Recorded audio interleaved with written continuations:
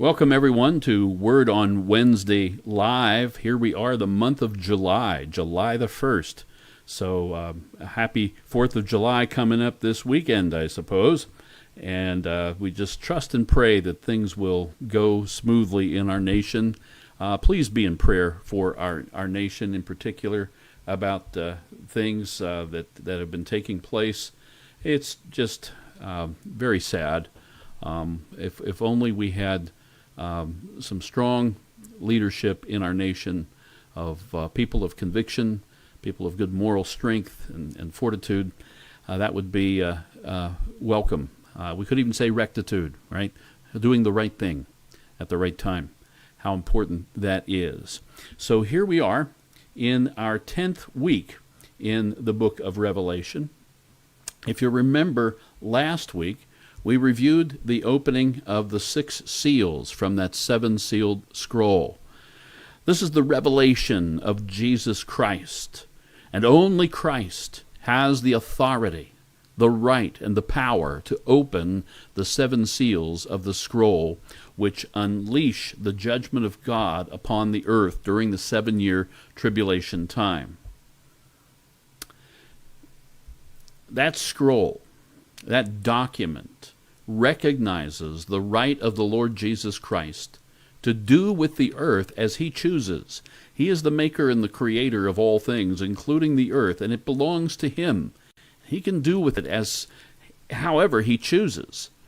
And this document thus serves as a title deed to the earth. He's going to open those seals, and the judgment that comes forth from those seals is what's going to happen at his authority and in his timing. And he's focusing on the nation of Israel during this 7-year period.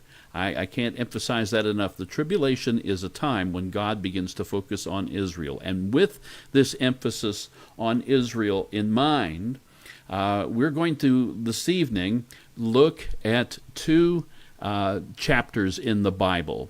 Revelation 7, obviously, is next.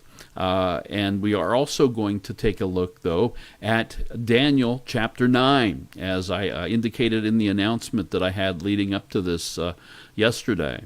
Daniel chapter 9 has one of the most amazing prophecies ever given, and that I'm excited to bring this to you tonight. If you've never looked into the prophecy of the 70 weeks of Daniel, be prepared to be amazed.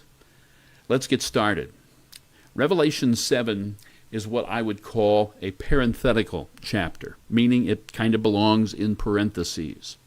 In chapter 6, we saw the opening of 6 of the 7 seals. The 7th seal of that document will not be opened until chapter 8. Chapter 7, therefore, is rather like a break in the order of events regarding these 7 seals and what's happening on the earth as the tribulation gets underway. But chapter 7 is by no means an insignificant chapter. We're going to see strong evidence that the church age is clearly over. And we're going to see evidence that for the next 7 years, God is renewing his focus on his chosen people, Israel, his chosen nation of Israel, to get them to acknowledge that Jesus of Nazareth is indeed their Messiah. So, here is how Revelation chapter 7 begins.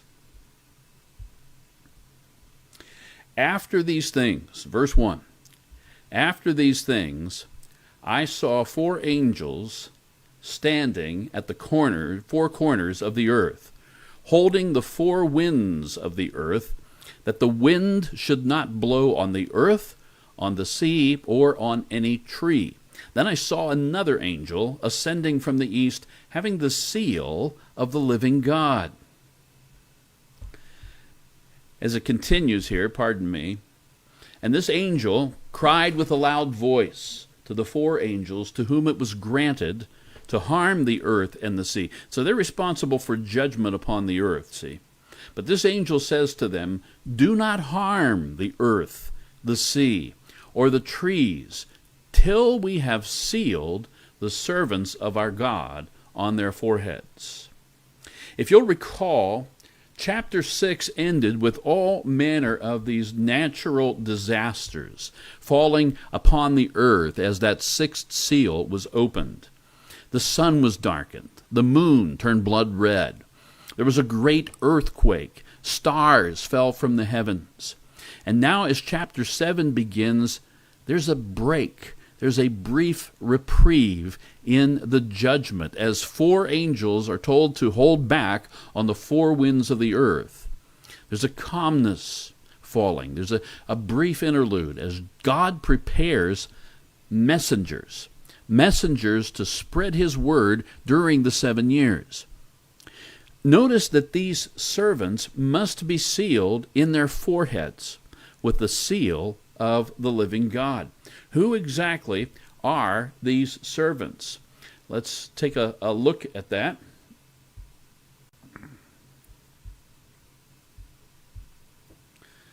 And I heard the number of those who were sealed, 144,000 of all the tribes of the children of Israel were sealed. So we're talking about the tribes from the Old Testament of the nation of Israel. Of the tribe of Judah, 12,000 were sealed. Of the tribe of Reuben, 12,000 were sealed. Of the tribe of Gad, 12,000 were sealed. Of the tribe of Asher, 12,000 were sealed. Of the tribe of Naphtali, 12,000 were sealed. Of the tribe of Manasseh, 12,000 were sealed. Of the tribe of Simeon, 12,000 were sealed. Of the tribe of Levi, 12,000 were sealed. And of the tribe of Issachar, 12,000 were sealed. And it continues. Of the tribe of Zebulun, 12,000 were sealed. And of the tribe of Joseph, 12,000 were sealed. And of the tribe of Benjamin, 12,000 were sealed. Revelation chapter 7 informs us there's going to be a body of saints in the tribulation. Okay, the church is gone, but there will be believers, sanctified people who are believing in Christ during the time of the tribulation. There will be people who believe. And these 144,000, 12,000 from each of the 12 tribes, will be sealed, protected in the name of Christ. There will be people who get saved and believe in Christ during the tribulation time. Now, the Apostle John's attention returns to a scene in heaven with another large group of people. After the verses 9 and 10, after these things I looked, and behold, a great multitude which no one could number, of all nations, tribes, peoples, and tongues, standing before the throne and before the Lamb. This is a scene in heaven. They're clothed with white robes, with palm branches in their hands, and crying out with a loud voice, "Salvation belongs to our God who sits on the throne and to the Lamb." These are martyred saints. Notice they're from all nations, tribes, peoples, and tongues. These are Gentiles, all right? The saints of the church age and the rest of heaven now join in on the worship of God on the throne. Verses 11 and 12.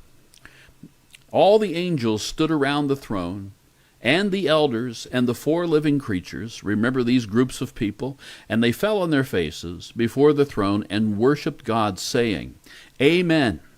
Now count these characterizations of worship here: blessing and glory and wisdom, thanksgiving and honor and power and might be to our God forever and ever. Amen.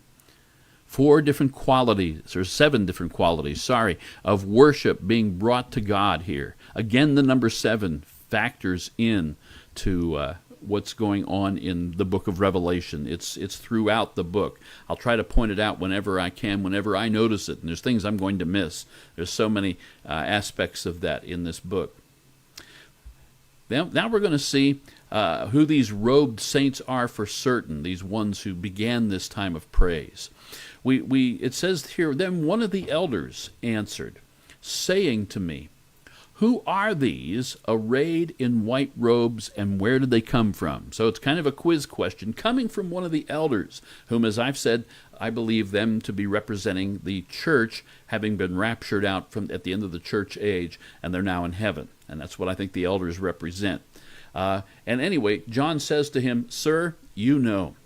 So he said to me, "These are the ones who come out of the great tribulation, and washed their robes and made them white in the blood of the Lamb." So this tells us, we now know there will be people saved during the tribulation. These people represent that. This is what has happened to this great crowd. They came out of the great tribulation, which may mean the intensive persecution during the final 3.5 years of the 7-year tribulation. 7 years of tribulation, and the latter half of that, great tribulation. And that phrasing comes from Matthew chapter 24, the words of Jesus, who says that there will be great tribulation at that point, such as never been known nor ever will be known on the earth. And so that's what's happening, and we believe that will be the final 3.5 years of the tribulation, would be called the Great Tribulation. An intensity picks up, energy increases, and they too were cleansed. These ones who came through this time of persecution, they were saved by the blood of the Lamb who was slain. Jesus Christ fought, no matter where we're at in God's economy, Jesus Christ is the only way to the Father. That does not change, regardless of what time frame we're in. Please note as well, get back here to that, these people are martyrs. They've come through a time of tribulation and trouble. I believe that I'm right in saying that it is much easier, friend, for you to come to Christ now than it ever would be during a time of this tribulation. Someone might say, well, I'll just wait. I'll see if this rapture thing actually pans out, if it really looks like things are going the way the Christians are saying that it will. If it does that, well, then I'll know that all of it is true, because I'll see it for myself, and so I'll get saved then. I mean, I can imagine people thinking that sort of thing. But hey, think about this. You might die before the rapture happens. In fact, we all might before the rapture happens. We don't know when it's going to take place. Or suppose it does happen and you're here left behind, thinking, okay, the rapture happened. Now, hey, you stand a likely chance of dying in the judgments as the tribulation gets underway. One of the verses we looked at in last week, I believe it was, or 2 weeks ago, said that 1/4 of, well, actually it was last week, 1/4 of the earth's population stands to lose their lives in that initial 4 horsemen outpouring of judgment. 1/4. These are better numbers than you're going to ever get on any COVID count, okay? They're accurate. God is carrying out judgment. He knows what he's going to do. Your chances aren't good, friend. Here's the thing. If you're not prepared to commit to Christ now, here and now, if you're not prepared to commit to him now, you won't be able to make that commitment then either. The elder instructing the Apostle John continues to talk about these tribulation martyrs now in heaven. Let's take a look at the passage. Verses 15 through 17, the end of the chapter actually. Therefore, these saints, let me read it first. Therefore, they are before the throne of God and serve him day and night in his temple. These believers who are in heaven out of the tribulation. And he who sits on the throne will dwell among them. They shall neither hunger any more, nor thirst any more. The sun shall not strike them, nor any heat. For the Lamb who is in the midst of the throne will shepherd them and lead them to living fountains of water. And God will wipe away every tear from their eyes. One of the beautiful passages found in this amazing book. These saints seem to have the special privilege of serving God in his heavenly temple. We see there will be a temple of worship in heaven, and God will be in their midst. Notice the heat of the day is not going to weary them in toil and labor any longer. And as in Psalm 23, the Lamb will shepherd his people to fountains of living water, and every tear of suffering will be gone. It's just an amazing thing to think about in and of itself, that suffering as we know it, it'd probably shock my system to be removed from suffering. God himself is wiping away those tears. Awesome. Awesome thing to look forward to. Well, that completes our review of Revelation chapter 7. God has resumed his focus here on the nation of Israel for the 7 years of the tribulation. That the sealing of those 12,000 for each tribe of Israel ought to tell us that, if nothing else. And those Jewish witnesses, 144,000 of them, will begin to tell others that Jesus, who came from Nazareth, he was and he is indeed the Jewish Messiah, the anointed one prophesied, and that he is soon returning to earth to establish his kingdom in Jerusalem.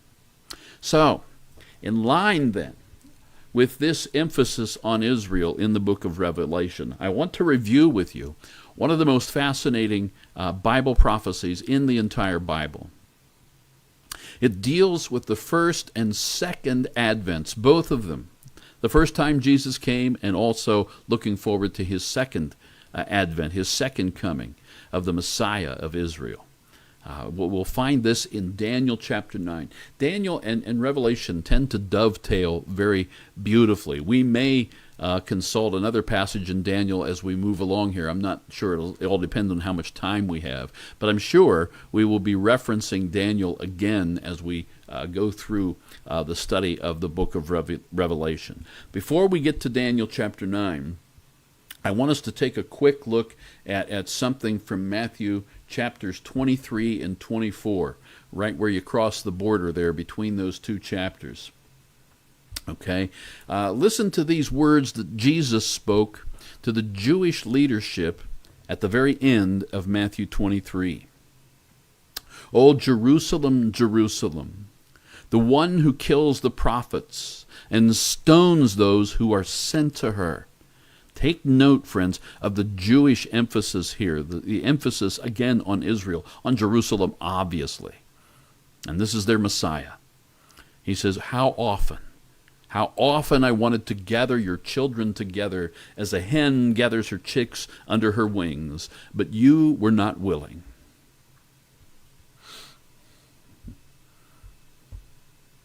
See, or behold, your house is left to you desolate. For I say to you, you shall see me no more, till you say, Blessed is he who comes in the name of the Lord. Now you have to understand something here. Jesus came to Israel in his first advent. The first time he came to offer Israel the Messianic kingdom that had been prophesied in the Old Testament. Every Jew knew all about the Messianic kingdom. It's what they longed for. They longed for this almost more, if not more, than for the deliverance that the children of Israel wanted from Egypt, longing for God to deliver them, and leading, of course, to Moses and the great Exodus there. They want this Messiah to come. They're tired of Gentile rulership over them. The Greeks, the Romans. Before the Greeks, there were the Medes and the Persians who reigned over Israel's land. And before that, it was Babylon. 400, almost 500 years under those nations. And other things happened before that. The Assyrians, the Egyptians, as we've already said, had control over Israel at different times. And so they're looking for this prophesied Messiah. And when Jesus rode into Jerusalem on the back of a donkey, fulfilling the prophecy found in Zechariah chapter 9. Jesus was making that very offer. But they had rejected their Messiah at that point. It's fascinating to me. All four Gospels, Matthew, Mark, Luke, and John, all four of them carry this account of Jesus' triumphal entry, riding this donkey into Jerusalem. With all four of them recording the event, we know that this was a highly significant moment in Jesus' earthly ministry. We may not think of it that way, but they certainly did. The Jews certainly did, and the ones who were there on that day, they understood what was going on. But Jerusalem, in its leadership, effectively rejected his offer of the kingdom. It seems foolish to us, but this is what they did. And thus we have this lament that we just looked at in Matthew 23. Jesus laments their rejection of him, stating that Jerusalem and thus all of Israel would never see him again until they believed on him as their Messiah, which is what we've been saying will be the message of those 144,000 Jews. Now, these verses here that we just looked at, they're the final verses of Matthew chapter 23. Matthew 24, verse 1, the very next verse in the Bible, right, says this: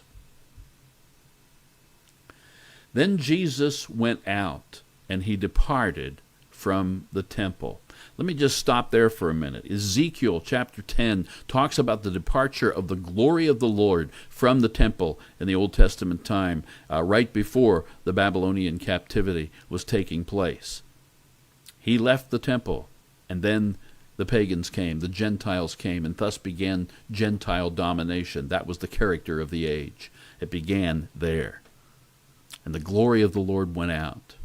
Here Jesus leaves, he departs from the temple. This is, we would read right past this verse if we were reading it through the Bible or something. But I want you to focus on that and remember it next time you see it, that he left the temple. The glory of the Lord himself left the temple. And his disciples came up to show him the buildings of the temple. See, they want him to see the glory of the temple itself. It's fascinating. And Jesus said to them, Do you not see all these things? Assuredly, I say to you, not one stone shall be left here upon another that shall not be thrown down. And now, as he sat on the Mount of Olives, the disciples came to him privately, saying, well, tell us, when will these things be? And what will be the sign of your coming and of the end of the age? Now here, what we have just heard is Jesus prophesying that the temple is going to be destroyed. Not one stone shall be left upon another until it's all taken down. The glory of the temple will be gone shortly. And that is exactly what happened when the Romans took the temple and the city of Jerusalem, sacked it and conquered it in 70 A.D. The implication is that God directed the temple to be destroyed because Israel had rejected her Messiah. And here also the disciples come to Jesus once they're securely seated on the Mount of Olives opposite the Temple Mount. And they ask him, so when is all of this going to be, meaning the destruction of the temple? And when will be the sign for you to come in your kingdom? And when will the end of the age happen? Now, I want you to understand, we normally hear this verse and we think they're asking about, when's your second coming going to be? Well, they're not asking about Jesus' second coming, okay? That's not what they're talking about when they say the word coming here. He hasn't even left from his first coming yet, okay? As far as they're concerned, he's there to stay. So they don't see this. They wouldn't be asking about his second coming. No, they want to know when Jesus is coming into his kingdom. They want to know when Jesus is coming into the city of Jerusalem to take the throne of David, which was promised to Mary, that her son would indeed sit on the throne of David forever, and his kingdom would never end. When are you going to do this, Jesus? When are you going to set up your kingdom? When are you going to put an end to the age of the Gentile rule and establish the throne of David? Because that is what the Messiah is supposed to do. And then Jesus in this chapter 24 begins to give them signs of his coming into his kingdom. This chapter is about the signs of things that are going to happen before he establishes his millennial kingdom. Okay? Important to keep that in mind when you read here these prophecies. People will find things in there and they'll say, look, that's happening today. All this is coming to pass. No, it's not yet. All right? These things happen as he gets ready to come back during this tribulation time. Matthew 24 focuses on the tribulation just as Revelation does, and that's why we talk about it right now. All this is focused on Israel. It's all focused on the Jews. When you read about the elect people in Matthew 24, you're reading about the Jews there, not the church. All right? You have to keep the context of these things in mind. Jesus just left the temple, rejected by the Jews. He's prophesied the destruction of the Jewish temple. He's talking to Jewish men on that hillside who are asking about when is he coming in his kingdom, restoring the kingdom of David to Israel. He's talking about Israel here. All right, and that's what these things apply to. Matthew chapter 24, verses 15 and 16, he says this, "Therefore, when you see the abomination of desolation spoken by the prophet Daniel standing in the holy place, whoever reads, let him understand. Then let those who are in Judea flee to the mountain." Okay, we immediately learn here. Daniel spoke about something that Jesus calls the abomination of desolation. And it's going to stand. This abomination, this abominable act, person, thing, is going to stand, Jesus says, in the holy place. That means the temple. All right?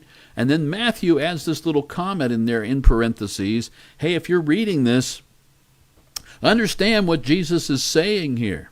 Okay? Understand what he's saying, which implies that we can. So that's important. All right. When this abomination of desolation happens, Jesus says, get out of Judea. Get out of Jerusalem as fast as you can. Don't look back for anything. Don't go back for anything. Woe to the women who have children or who are pregnant in those days, because they're going to be slowed down trying to get away from what's happening as this great tribulation begins to unfold. Your very life is going to be at stake. Don't waste time. Get out. Let's look then at Daniel chapter 9 and verse 27 with these things still in mind. Daniel 9:27 says this, "Then he shall confirm a covenant with many for 1 week. But in the middle of the week he shall bring an end to sacrifice and offering." Okay? "And on the wing of abominations shall be one who makes desolate, even until the consummation which is determined is poured out on the desolate." Okay, there it is. One is going to show up, some person talked about here, is going to show up on the scene, and that person is going to make things desolate as a result of bringing to pass abominations. The abomination of desolation. Now, who is this person? And what does all this mean when it comes to the Messiah setting up his kingdom in Jerusalem? I think we better take some time and look at this prophecy in Daniel chapter 9. It's pretty astounding, I can assure you. Daniel 9, the chapter itself, opens up with a marvelous prayer. Daniel is there asking for forgiveness for his people, Israel. Understand, it was their sin. Well, I guess we should back up and say Daniel is in Babylon. He's an old man now. He's been there pretty much all his life. From a young man on, probably in his teens, he came into captivity and was brought into Nebuchadnezzar's kingdom, into his throne room, right? Into his ruling place, his castle, his domain. and to serve in the court of Nebuchadnezzar. And so he knows from Jeremiah that 70 years are going to pass by, and then they're going to return. And the time has come. It's really close. And so Daniel's asking for forgiveness for the sin of the people. What sin is that? They left Jehovah 70 years prior to this, and even before that, in a process of seeking after other gods. And that brought about all the destruction of Solomon's temple at the time by the Babylonians under King Nebuchadnezzar. A lot of destroying of temples and desecrating of temples going on here in Jerusalem. It also led to the southern kingdom of Judah being taken into captivity by Nebuchadnezzar, which is how Daniel and his friends end up spending most of their life in Babylon.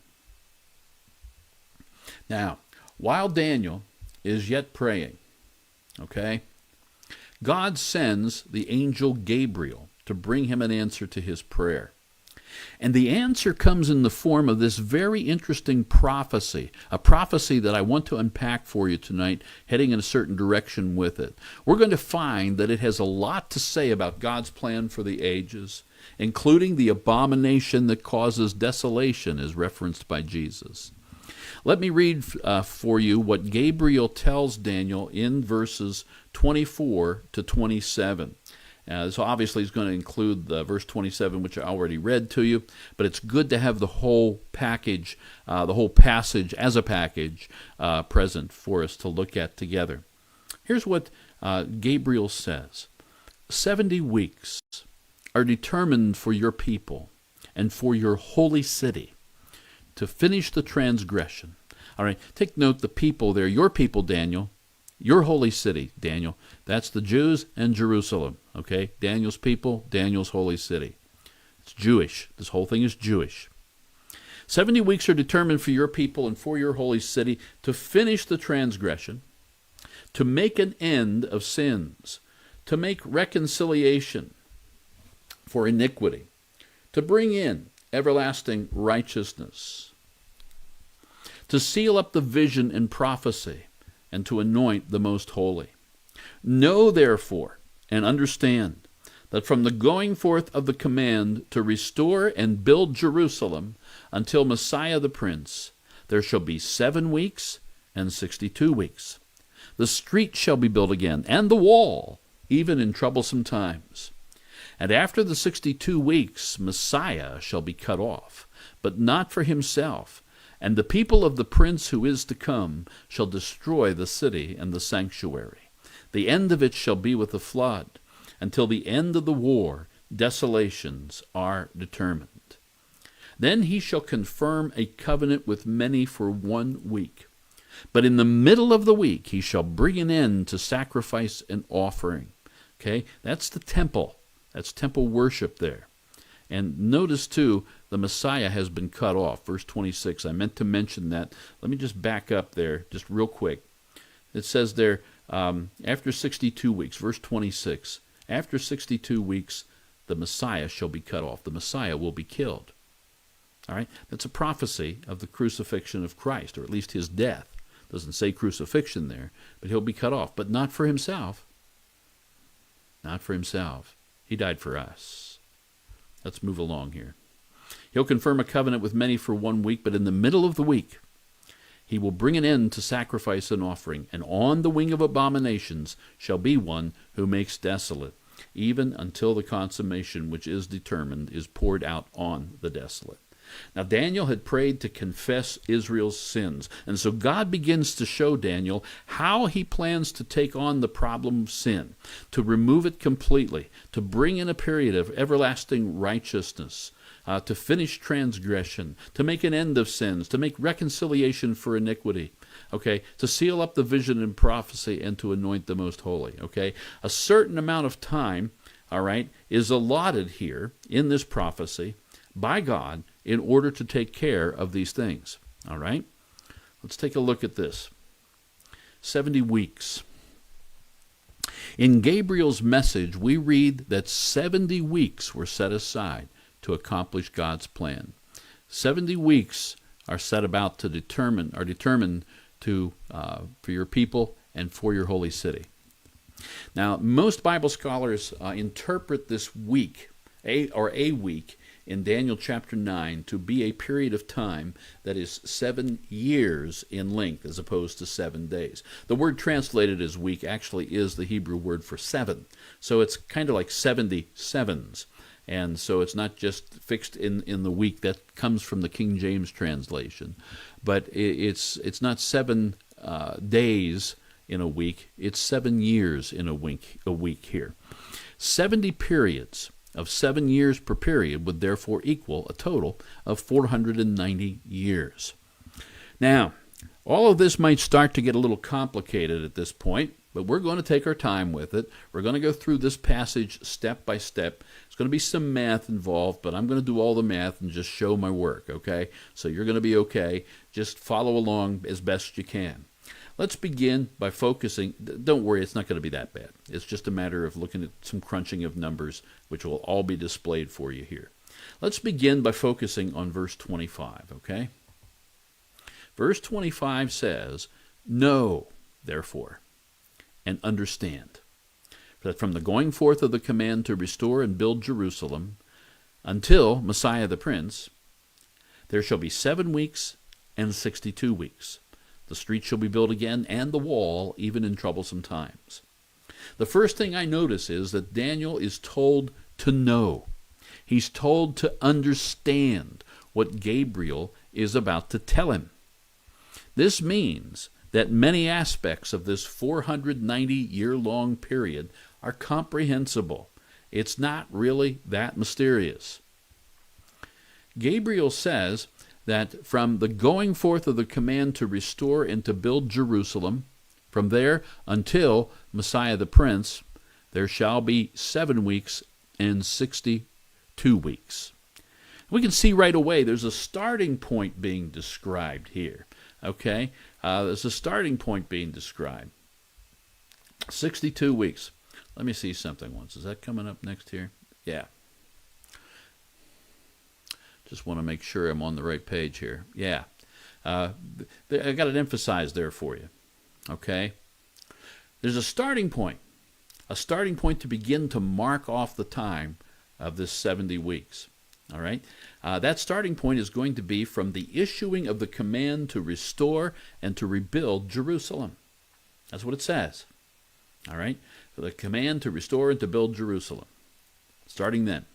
Note from the verse, this rebuilding also includes the streets and the wall. Okay? So we're talking about rebuilding the city proper, not the temple. All right? That's a separate issue in the Old Testament. But this is just rebuilding the city. So that's important to comprehend.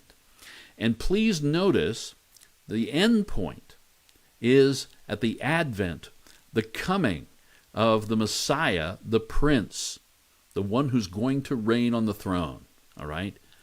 Please note, friends, there's no escaping this. This is a Jewish prophecy. Daniel has been praying for his people Israel, and this prophecy is the answer to his prayer for his people Israel. Israel and the church are not the same thing, all right? They're separate, all right?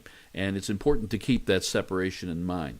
Daniel knows nothing about a church. He's focused on his people. Verse 24 begins, 70 weeks are determined for your people, Daniel. This prophecy pertains to the coming of the Messiah, and we can see it here in this verse 25.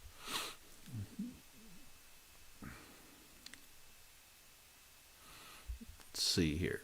Let's take a look at this next slide. Let's look at the length of time period, of the time period that will begin when that decree to rebuild Jerusalem is issued, okay? The length of time is described here as 7 weeks and 62 weeks. Okay? So there's 2 periods of time. Okay? 7 weeks rather, and 62 weeks.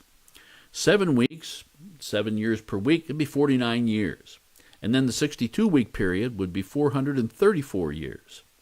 And then 49 plus 434 equals 483 years altogether. That's 7 shy of 490. So what does all this mean? Well, if we knew the date that the decree was issued to restore and to rebuild Jerusalem, if we knew that, well, then we could add 483 years to that time and arrive at the time when the Messiah, the Prince, comes. See, that's what verse 25 is telling us. From the time of the issue of the command to restore and to rebuild Jerusalem until the Messiah, the Prince. 7 weeks and 62 weeks, okay? So if we knew the date that that decree was issued, we could then figure out when the Jewish Messiah was to come. And in fact, we do indeed have the exact date that this specific decree was issued. You see, there was a Persian king by the name of Artaxerxes Longimanus. Now that's going to be on the test. Write that down. Artaxerxes Longimanus. There's no test. Don't worry. And he issues this decree for Nehemiah to go back and to restore and to begin to rebuild Jerusalem. Let's take a look at Nehemiah's story here from chapter 2 of Nehemiah, verses 1 through 6. And it came to pass in the month of Nisan, in the 20th year of King Artaxerxes, when wine was before him, that I took the wine and gave it to the king. Now I had never been sad in his presence before. Therefore the king said to me, "Why is your face sad, since you're not sick? This is nothing but sorrow of heart." And so I became dreadfully afraid, and I said to the king, "May the king live forever. Why should my face not be sad?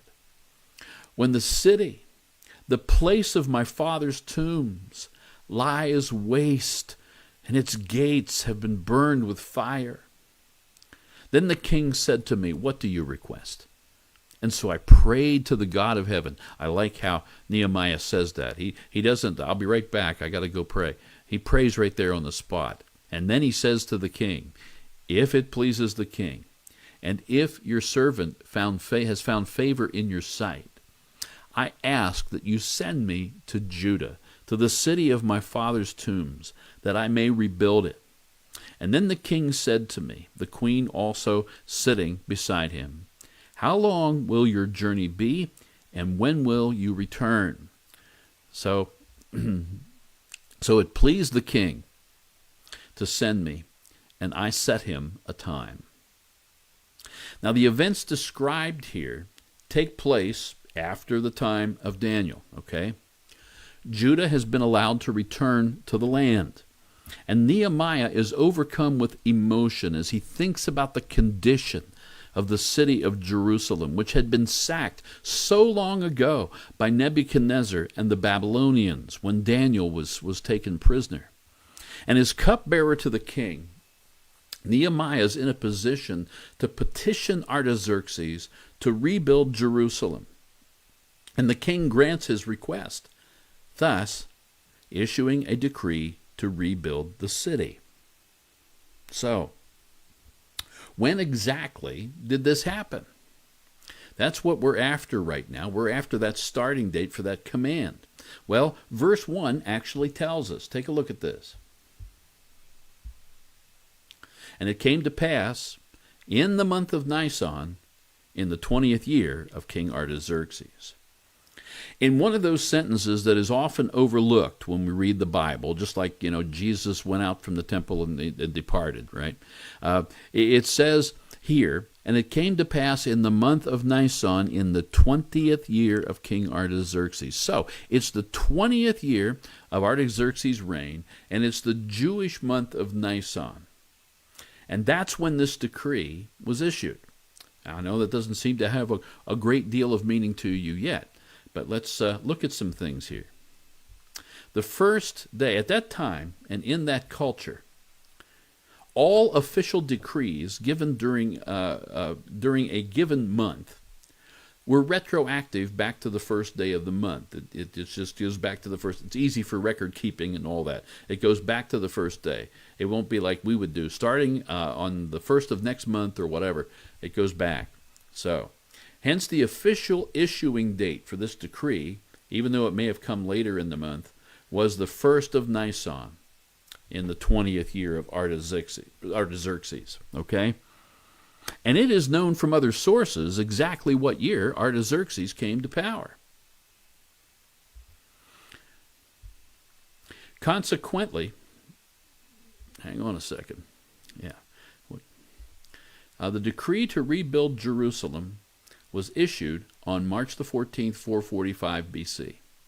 So when recalibrated to our calendar, we learn that the decree of the first of Nisan in the 20th year of Artaxerxes, and there's ways they can date to when that 20th year took place, and the first of Nisan is known. It comes down to March the 14th, 445 BC on our calendars. That's when the decree was issued. So now we have a date that we can kind of relate to. So the countdown for the 70 weeks of Daniel, or the 490 years in Daniel chapter 9, began on March the 14th, 445 BC. Now with that in mind, let's look at that first sentence in Daniel 9:25 once again. From the going forth of the command to restore and build Jerusalem until Messiah of the Prince, there shall be 7 weeks and 62 weeks. 62 weeks. Once again, notice this time frame begins at Artaxerxes' decree and ends at the coming of the Anointed One, Messiah, the Christ. But notice something else here. There are 2 subdivisions to this. 2 subdivisions of time, 7 weeks and 62 weeks. And we looked at it before earlier, but the 2 subdivisions added together, they equal a period of 69 weeks. Now 70 weeks are determined, but here we see the number 69. 69 times 7 equals 483 years. So as we saw earlier, it would be 483 years from the decree to rebuild Jerusalem until the Messiah comes. All right, so not 490. This is an amazing prophecy. I hope, you're not getting lost in the numbers that I'm throwing around and the conversions to different years and dates and everything. Look at the specificity of this prophecy. It's amazing. Gabriel told Daniel, there's going to be a decree, Daniel, issued to restore and rebuild the city of Jerusalem, which, as you know, Daniel, was destroyed when you were taken captive. In Nehemiah's day, that decree was officially handed down on March the 14th, 445 BC. That part of the prophecy was fulfilled. But that's just the beginning. For from that date, Gabriel told Daniel it would be 483 years until the Messiah comes. All right, now look at this. If it was 445 BC, and I've got a negative 445 up there, if it was 445 BC when that happened, you don't have to be a really good mathematician to realize that 483 years later gets you to 38 AD. That is really close to the time of Jesus when he was on earth. This is pretty astounding. This book goes way back. It's astounding how close this prophecy comes to the time of Jesus. But hey, folks, it gets even closer than you think. Remember, I said to always keep this Jewish setting for prophecy in mind. We have to do that to be good Bible students. So let me guide you through this next part just by asking some simple questions. How many days are there in a year? All right, how many days in a year? Well, 365, right? Pretty much everybody is aware of that. Now, in a more accurate representation of that would be 365 and 1/4 days. And that's why every 4 years we have a leap year to make up that extra day. In fact, this year happens to be one. We had February the 29th this year. None of us remember that because we were stuck in our homes, but that's beside the point. That's how long it takes the Earth to make one trip around the sun. All right, 365 and 1/4 days. Our calendar is based on the Earth relative to the sun. We have, in our Western culture, what we would call a solar calendar, all right?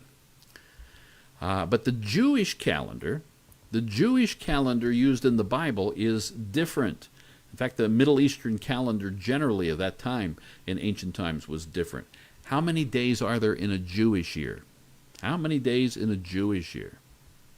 It's 360 days in a Jewish year. So which calendar do you think Daniel was using, folks? Well, it was the Jewish calendar, right? So a year to Daniel, and in fact to the rest of the Middle East at that time, a year was 360 days long. They would add a month every so often to their calendar and have a 13-month year to make up the difference, so that the farming season and the growing season and planting season, all that would not fall out of sync of the seasons of nature. Okay? So our 483-year period is going to be different than what we would normally think. We have to think of it in terms of 360 days in a year. So now we're going to need to do some more math, okay? 483 Jewish years times 360 days per year equals the incredible amount 173,880 days. Now, for the record, those are 24-hour days just like we have. Now, there are leap years. We've talked about that briefly, and those have to be figured in with this. Leap years as we understand them now I'm talking about. But we're not going to get into that much detail tonight. I have gone through that before, and believe me, it works out. However, when you go through all those calculations, and then you recalibrate all of it back to our calendar so we can understand what's going on, here is what happens. Starting at March the 14th, 445 BC, and counting off 173,880 days, you arrive at April the 6th, 32 AD. And that incorporates all the leap year and the days you have to put in there for that. And that happens to have been, April the 6th, 32 AD, happened to have been a Sunday. And April the 6th, 32 AD is right at the time when Jesus was on the earth. I'm telling you, this prophecy in Daniel 9 is truly remarkable in its accuracy, and it shows you the power of the Bible, the Word of God, and that you can trust it because it's so accurate in things. So here's a recap of all this. Let me back up on that, sorry. Here's a recap. Daniel's been told by the angel that a decree would be issued to restore, to rebuild Jerusalem. And then he's told that essentially, 173,880 days later, Messiah would be on the scene. So from March 14th, 445 BC, adding those days, the date is Sunday, April the 6th, 32 AD, the time of Jesus. But it gets even better. Exactly what was Jesus doing on that Sunday, April the 6th, 32 AD? Well, as you can probably guess, we can figure that out. Recall that the prophecy in Daniel is specific to the city of Jerusalem and the people of Israel. That's what Daniel had been praying about. He was told that the decree to be issued would begin rebuilding of Jerusalem, and Nehemiah was sent in to begin that. And from that decree, it could then be measured off in time to exactly when the Anointed One, the Messiah, was going to come. Based upon the context, then, it's not far-fetched to assume that this day would be when the Messiah himself actually enters Jerusalem. Daniel prays for Jerusalem. The decree is for the rebuilding of Jerusalem, and the Messiah comes into Jerusalem. That sort of forms a pattern, a package, right? It follows a pattern within the Jewish context here. Once again, we can get some good dates from one of those sentences in the Bible that we rarely pay much attention to. Let's take a look at Luke chapter 3, verses 1 and 2. Now, in the 15th year of the reign of Tiberius Caesar, Pontius Pilate being governor of Judea, Herod being tetrarch of Galilee, his brother Philip tetrarch of Iturea and the region of Trachonitis, and Lysanias tetrarch of Abilene, and that's not in Texas, okay, while Annas and Caiaphas were high priests, the word of God came to John, the son of Zacharias, in the wilderness. Luke is such a cool writer. Cool hand Luke, okay? I don't know. He is so accurate with his history. Look at all the names that he lists here, and the times. It's not like anybody could say, well, I guess we really have no idea when John the Baptist began his ministry. And Luke's like, what do you mean we don't have any idea? I told you. It was in the 15th year of the reign of Tiberius Caesar. Do you remember? Pontius Pilate was governor of Judea, and Herod was tetrarch of Galilee. And his brother Philip was tetrarch in Etruria and Trachonitis, and Lysanias was tetrarch of Abilene, not in Texas. Luke knew his stuff about history, folks. In fact, Luke ought to be ranked among the top ancient historians. He was concerned about dates and so forth. He's that good. And he talks here about the 15th year of Tiberius Caesar. And the 15th year of Tiberius Caesar began on August the 19th, 28 AD. Now, Luke says later in chapter 3 here, now Jesus himself began his ministry at about 30 years of age. So Jesus' ministry probably began in the fall of 28 AD, shortly after his baptism by John. And that's what Luke was tracking at the beginning of chapter 3. It's well established that there were 4 Passovers during the course of Jesus' public ministry. So we can mark those off.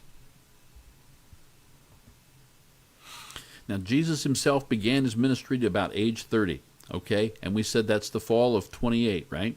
4 Passovers. Passover occurs in the spring of the year, usually right close to our Easter celebration.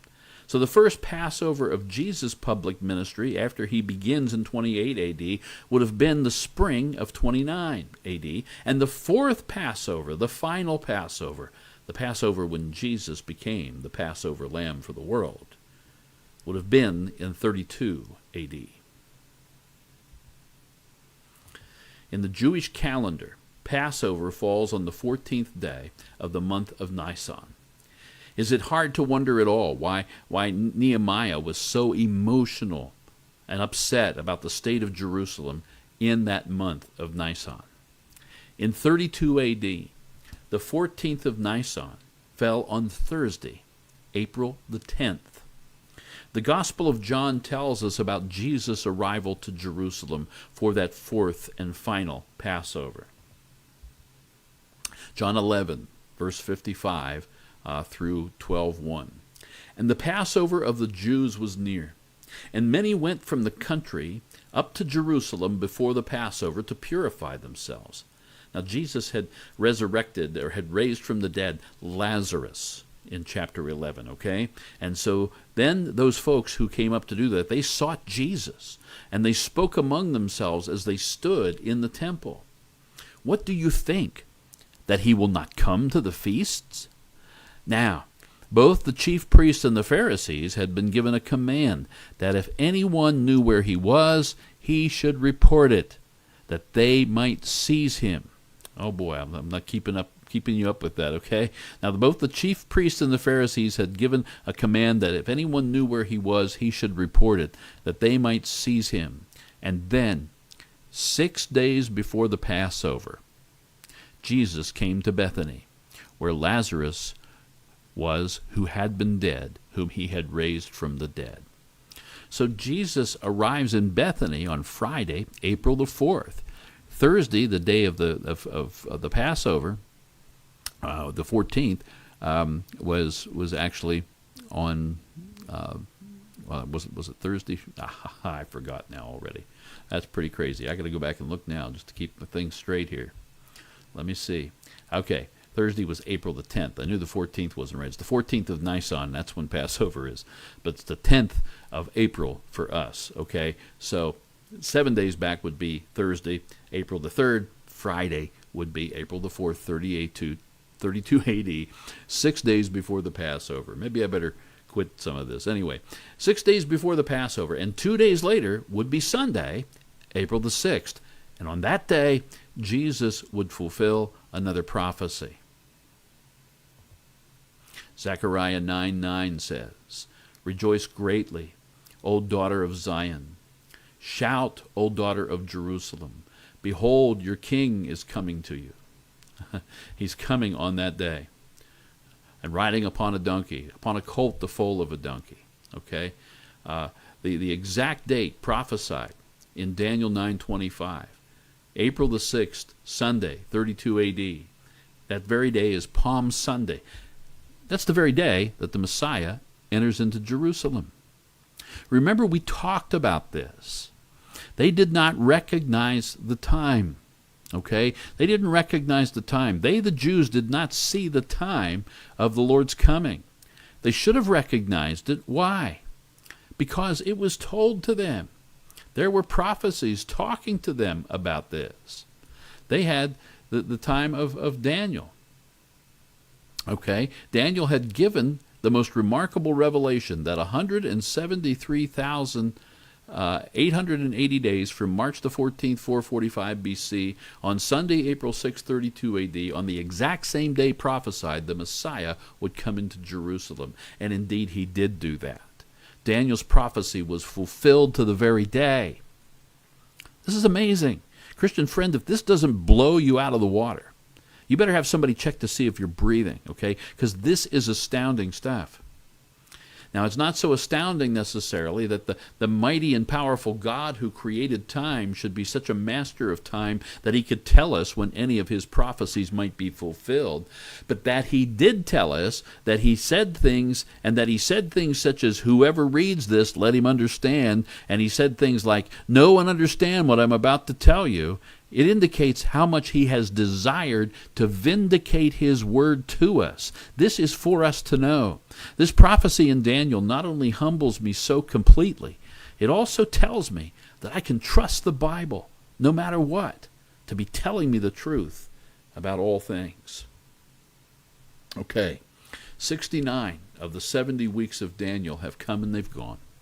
1 week, 1 7-long-year period of time remains. And that 70th week of Daniel is the 7-year tribulation, which we're exploring in the book of Revelation. As I've said several times this evening, God's focus returns to his people, Israel, during this time. And we're going to pick up the study in chapter 8. We're going to see the opening of that 7th seal and the beginning of 7 trumpets taking place there. If time permits, we may also get into chapter 9 of Revelation, perhaps completing both chapters next week. I'll have to see. But at any rate, I hope you really appreciate what we've just looked at here this evening, seeing this prophecy fulfilled in such a magnificent way, down to the very day. When you study Jesus' activities on that day, preparing to go into there, he sends his disciples ahead to get the colt. And he says, such and such a man will meet you at such and such a place. It'll all be ready. I mean, he's talking about the specificity of the fulfillment of this prophecy that he, of course, made known to Daniel, some 500 years before. It's incredible to think about all the things that God is doing, and that he's telling us time and time again, I have you covered. I know your days. I know what you're going through. I know what you're enduring. Trust me. Trust my word. You can. It is truth. It really bothers me when I see things like this in the Bible, and I see people who seem to take the Bible so lightly. Christian people, Christian leaders today who take the Bible so lightly and say, well, it's got some really good stuff in it, no doubt about it. I think God does speak to us through that, but there's some things I don't know about, and blah blah blah, and on it goes.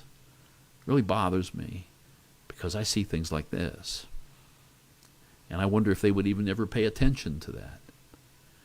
But it ought to give us peace also in this time that we're in now, that God is at work, friends. He's here. He's working in our midst. He knows what you're going through, and he loves you deeply, and he desires for you to know the truth that he has in his word, because knowing that truth means knowing him. It means knowing all about him and what he has set out to do. It's such an exciting thing to be a biblical believing Christian.